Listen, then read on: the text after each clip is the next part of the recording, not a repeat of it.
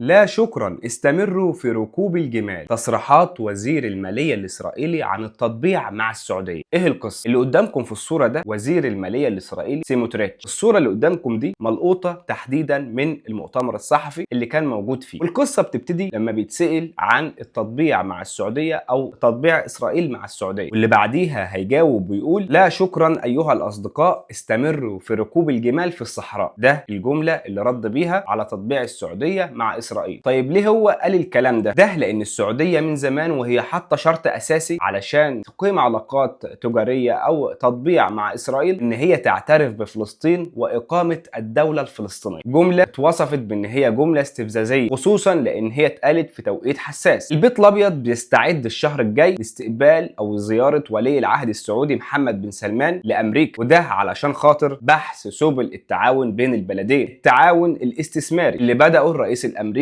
وولي العهد السعودي من قبل كام شهر لما جه الرئيس الأمريكي دونالد ترامب بالزيارة للسعودية وبعض دول الخليج.